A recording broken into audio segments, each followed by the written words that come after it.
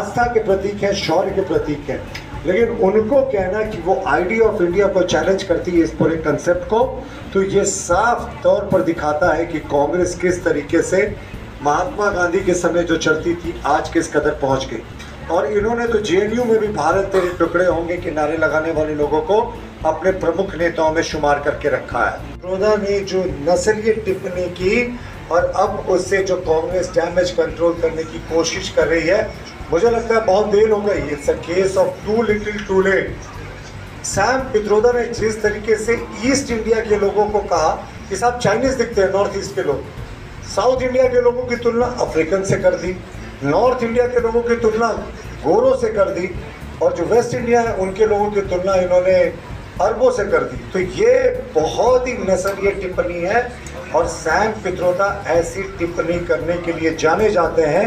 इससे पूर्व भी उन्होंने टिप्पणी की थी कि जितना योगदान डॉक्टर अंबेडकर का है संविधान बनाने में, उसको बढ़ा चढ़ा कर पेश किया जाता है। ज़्यादा योगदान पंडित नेहरू का है। तो ये डॉक्टर अंबेडकर विरोधी लोग हैं और कांग्रेस पार्टी ने उस समय भी उनसे किनारा नहीं किया था। और ये तो वही कांग्रेस पार्टी है जिन्होंने अंबेडकर जी के खिलाफ उनके पीए नारायण को चुनाव में खड़ा करके 1952 के चुनाव नेहरू जी ने अग्रेसिवली प्रचार करके हरवाया था।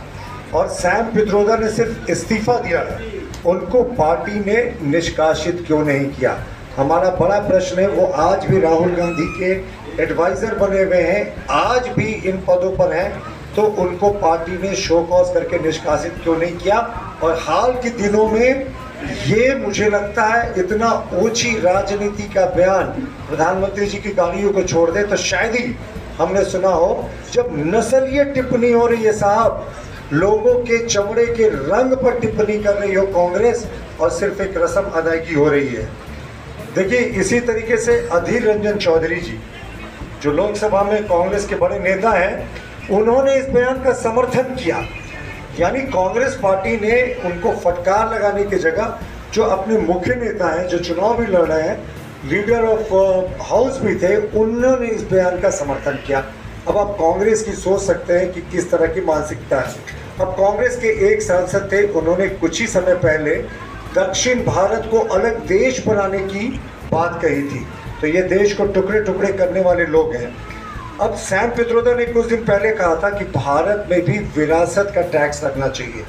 यानी जो पैतृक संपत्ति आपकी है, अगर आप वो इनहेरिट कर रहे हैं, तो सैम पित्रोदा ने कहा था कि अमेरिका की तरह यहाँ भी टैक्स लगना चाहिए। तो ये तो उस सोच के लोग हैं। और आपको याद होगा ना, विरासत टैक्स कब हटा था?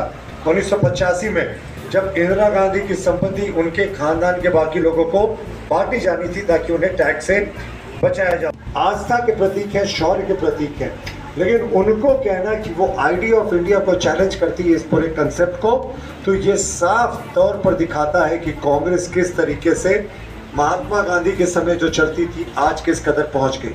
और इन्होंने तो जेएनयू में भी भारत तेरे टुकड़े होंगे के नारे लगाने वाले लोगों को अपने प्रमुख नेताओं में शुमार करके रखा है। और कांग्रेस ने के नेता सैम पित्रोदा ने एक और बयान दिया था कि पुलवामा जैसे हमले जो होते हैं ना, वो होते रहते हैं, इसके लिए पूरे पाकिस्तान को दोषी ठहराना उचित नहीं है। मुंबई अटैक जब हुआ था तो इन्होंने कहा कि ये चंद आतंकवादियों की वारदात है, भारत को पाकिस्तान पर इस मुद्दे को लेकर आक्रमण नहीं करना चाहिए क्योंकि पूरा पाकिस्तान इस पर रिस्पॉन्सिबल नहीं है। तो हमें लगता है कि आज जो पाकिस्तान के कुछ नेता हैं जो कहते हैं राहुल गांधी को चुनाव जीतना चाहिए और राहुल गांधी अच्छे प्रधानमंत्री बनेंगे, मतलब सरहद पार से राहुल गांधी को प्रधानमंत्री बनाने की जो मांग आ रही है, ये तो अंकल सैम ने बहुत पहले इसके नींव रख दी थी। उन्होंने ये भी कहा था कि जो मिडिल क्लास है हमारे देश का, जो एक तरीके से फाउंडेशन करता है गरीबों के साथ, किसानों के साथ, मजदूरों के साथ, कि मिडिल क्लास को ज़्यादा नखरा नहीं करना चाहिए और उनको टैक्सेस के लिए और उनको अपना बलिदान देने के लिए, अपनी जेबें ढीली करने के लिए तैयार रहना चाहिए। तो ये थे अंकल सैम के सोच। कांग्रेस पार्टी ने आज भी अंकल सैम को निष्कासित नहीं करके ये सिद्ध कर दिया है कि वो पूरे तरीके से उनके बयान से सहमत है। अधीर रंजन चौधरी ने ऑन तो रिकॉर्ड उनके बयान की सहमति व्यक्त की। इस्तीफे की नौटंकी से नहीं होगा, कांग्रेस पार्टी अवलंब निष्कासित करे। लेकिन कांग्रेस किस तरीके से क्षेत्रवाद, नस्लीय विभेद फैलाना चाहती है, विद्वेष फैलाना चाहती है, वो पूरे तरीके से एक्सपोज हो गई। तो मित्रों, ये था हमारा पहला पार्ट।